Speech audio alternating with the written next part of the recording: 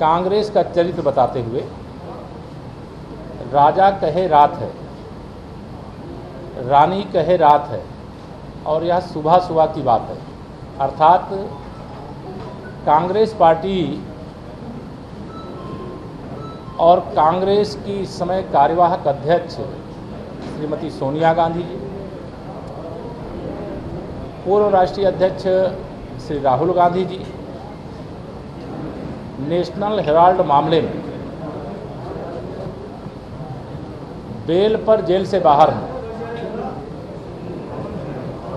ED की बार बार ED आ रही है आज, ठीक,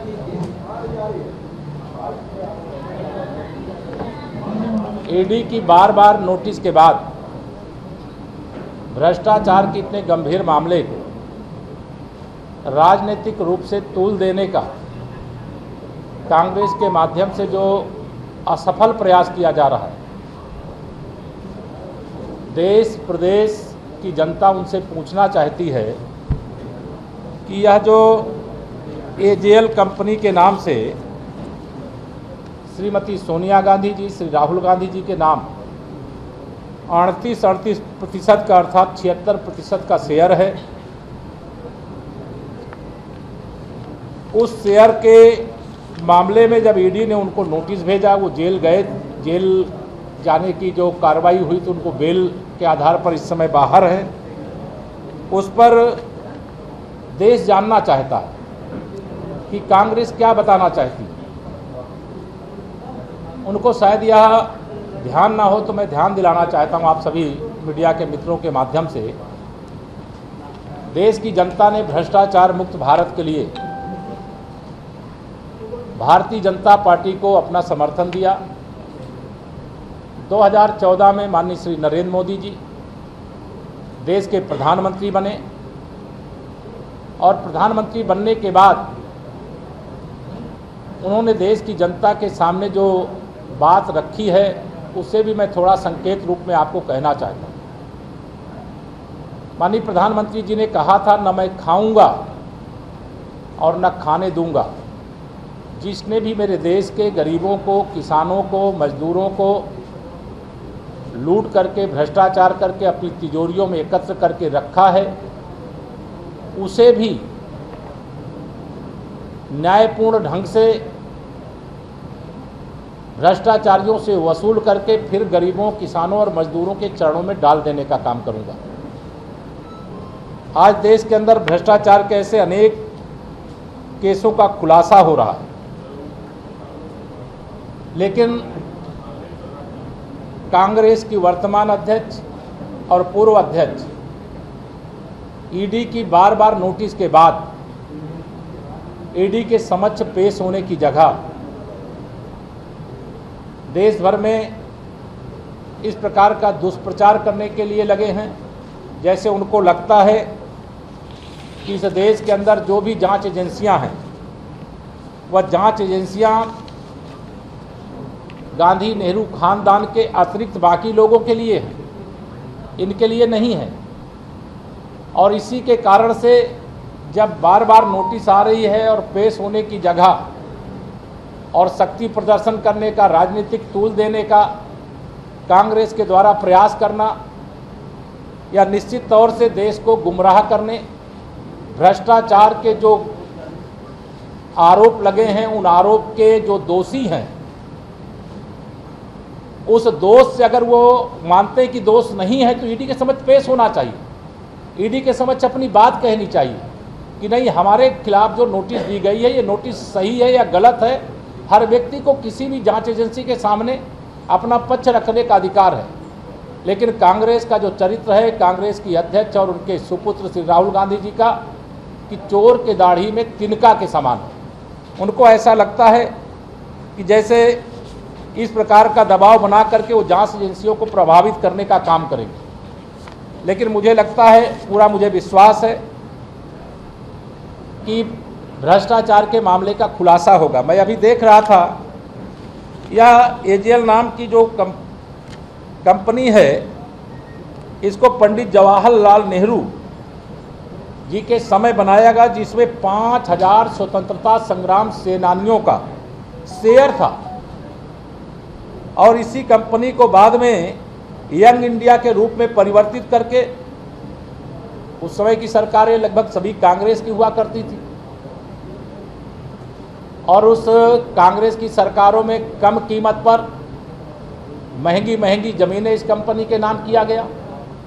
और इस कंपनी का शेयर जो अब इस समय पूरा मार्केट का है, उसमें लगभग 2000 करोड़ की संपत्ति माँ बेटे अपने नाम क्यों करना चाहते हैं। अब स्वर्गीय हो गए, मैं उनका नाम नहीं लेना चाहता। इस कंपनी में 76% तो शेयर माँ बेटे का था, और 24% जो शेयर था वो स्वर्गीय श्री मोतीलाल वोरा और स्वर्गीय ऑस्कर फर्नांडिस जी के नाम था। ये दोनों कांग्रेस के वरिष्ठ नेता थे, उन पर मैं कोई सवाल विषय नहीं उठाना चाहता, लेकिन मैं इतना ज़रूर आज यहाँ पर ये कहना चाहता हूँ कि भारतीय जनता पार्टी जांच के किसी मामले में कोई हस्तक्षेप नहीं करती है,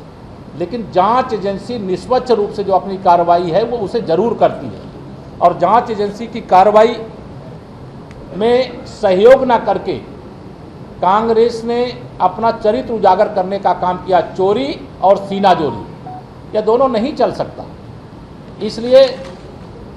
आज मैं भारतीय जनता पार्टी की ओर से यहाँ पर यह याद दिलाना चाहूँगा, कांग्रेस का जो भ्रष्टाचार का जो पुराना चरित्र, मतलब राष्ट्रीय चरित्र बना करके रखने का काम किया गया था, इसी प्रकार का आरोप कांग्रेस पर पहले भी लगता रहा है। और एक समय इस देश ने आपातकाल का सामना किया। आपातकाल का सामना क्यों किया, मैं समझता हूँ वह सबके स्मरण में होगा,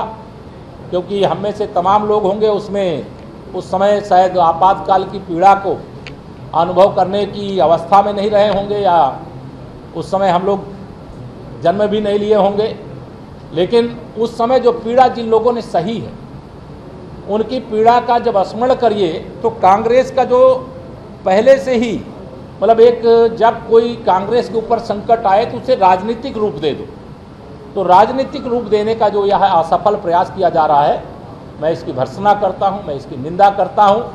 और निश्चित तौर से देश भी यही चाहता है, हम लोग भी यही चाहते हैं कि जिनके ऊपर भ्रष्टाचार का आरोप है, जिनको ईडी का नोटिस दिया गया है, बार बार ईडी के सामने प्रस्तुत होने की जगह वह उसके खिलाफ माहौल बनाने का काम, संस्था को घेरने का काम कर रहे हैं। देश की जनता इसका निश्चित तौर से जवाब देने का काम करेगी। चाहे जो जिस पद पर हो या किसी पद पर रहा हो, कानून सबके लिए समान हो। कानून एक व्यक्ति के लिए एक कानून अलग प्रकार से होगा, दूसरे व्यक्ति के लिए दूसरे प्रकार से होगा। यहाँ कोई विशेष धारा नहीं लगी हुई है